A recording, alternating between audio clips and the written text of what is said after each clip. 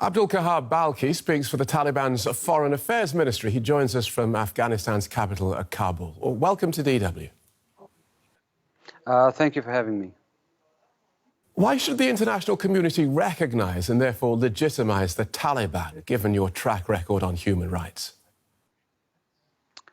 The current government of Afghanistan, the new government that has come to power, is a manifest reality, and the world needs to engage with it, as the government that is currently in place has actually fulfilled the criteria for a body to be recognized as official state according to under international law and in accordance with Article 1 of the Montevideo Conference 1933. There are four essentials that they need to fulfill. Number one is that it has to have defined geography. Two is that it has to have permanent population in that geography. Three is that the government has to provide governance. The people ruling have to provide governance. And the fourth criteria is that the government has to have the capability of creating and establishing relations with foreign nations. So in our view, it is the right of the Afghan people.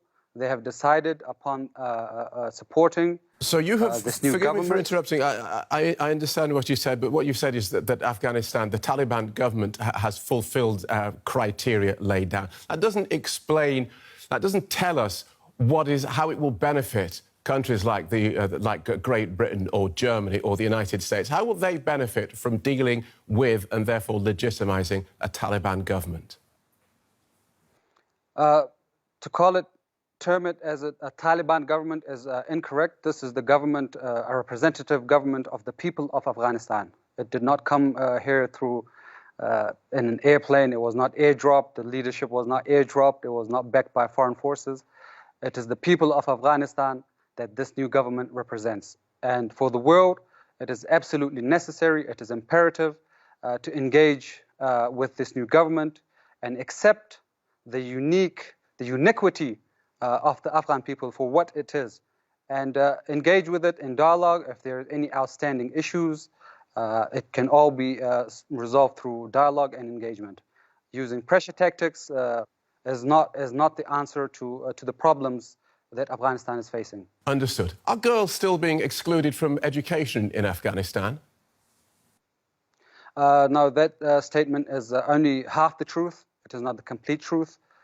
In Afghanistan, from primary all the way to university levels, all women are allowed to attend school and attain education.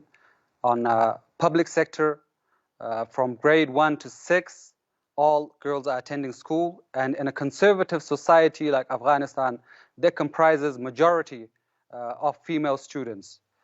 And we have up to 12 to 13 provinces where girls are attending from grade 7 all the way to 12. And the government, the state policy is that we will give every right to the female members of our society that comprise half the population, their right to work, their right to education, and every single other right that has been afforded to them in Islam. So you say that you will give them every right under Islam. As far as the non-Islamic world is concerned, women have fewer rights. Women in Afghanistan have fewer rights than men. And just so we're clear, you justify that because you say that is laid down in the Quran. That is correct. The people of Afghanistan have fought valiantly against two superpowers for 43 years for this exact purpose, to establish Islamic law. And in an Islamic society, Afghanistan is the population is 99.9% Muslim. So it is only correct that Islam be implemented on this land. Is it true that Afghan women who protested against restrictions on their freedoms in September were assaulted with rifle butts, tear gas and metal clubs by Afghan fighters? No, I have not heard of such reports. I've seen reports of our security forces preventing the protests. That is because the protests guidelines were given by the Ministry of Interior that protests to take place, they have to first coordinate with the Ministry of Interior about the place and timing. So there is no commotion and no problems for people that are going about their regular work. Does Afghanistan have a free press? Afghanistan is a very free and vibrant press. There's no doubt about it. If you were here in Kabul, in Afghanistan, you would see channels ranging from AFP all the way to Al Jazeera to DW. Members of DW, I myself have signed their letter of permission for work. And as for all the media that was present previously, are all active.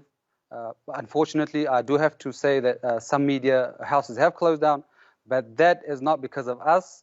It is because they have run out of funding. They were funded by foreign donors, and they have run out of that funding, so they had to close down.